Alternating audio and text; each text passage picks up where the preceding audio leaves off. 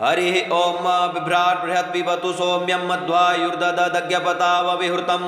वातजूतोजो अभिरक्षतित्मना प्रजाः पुपोख पुरुधा विराजति उद्युतं जातवेदसन्देवं वहन्ति केतवः दृशे विश्वाय सूर्यं जेनापावकक्षसाभुरण्यन्तञ्जना अनु त्वं वरुण पश्यसि देव्यावद्वर्जु आगतगुंरथेन सूर्यत्वचा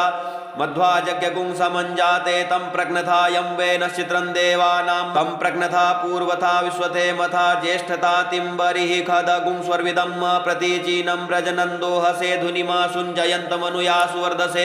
अयं वे नश्चोदयत्विष्णिगर्भा ज्योतिर्जरायुरजसो विमाने इममपागुं सङ्गमे सूर्यस्य शिशुन्विप्रा मतिभिरिहन्ति चित्रं देवानामुद्गादनी कञ्चक्षुर्मित्रस्य वरुणस्याग्नेः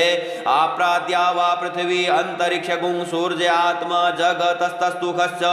आन इडाभिर्विदथे खुशुषस्ति विश्वानरः सविता देव एतु अपि यथा जुवानो मत्सथानो विश्वं जगदभिपित्वे मनीखा जदद्दगच्छवृत्तहन्नुदगा अभिसूर्य सर्वं तदिन्द्रते वसे तरणिर्सदरे सतो ज्योतिष्कृतसि सूर्य विश्वमाभासिरोचनं तत्सूर्यस्य देवत्वं तन्महित्वं मध्याकर्तोर्विततगुं संजभार जद्येदयुक्तहरितः सदस्तादाद्रात्रिवासस्तनुतैषिमस्मै तन्मित्रस्य वरुणस्याभिचक्षे सूर्यो रूपं कृणुतेद्यो रूपस्ते अनन्तमन्यदृसदस्य पाजः कृष्णमन्धरितः संभरन्ति बडमहा असि सूर्यबडादित्य महा असि महस्ते सतो महिमा पनस्यते धादेव महा असि बट सूर्य सर्वस महा असि सत्रादेव महा असि मनः देवानां सूर्यः पुरोहितो विभुज्योतिर्दाभ्यं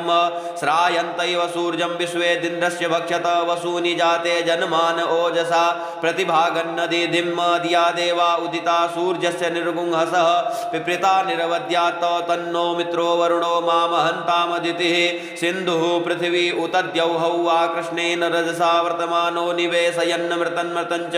हिरण्येन सविता रथेन देवो जातिभुवनानि पश्यन्।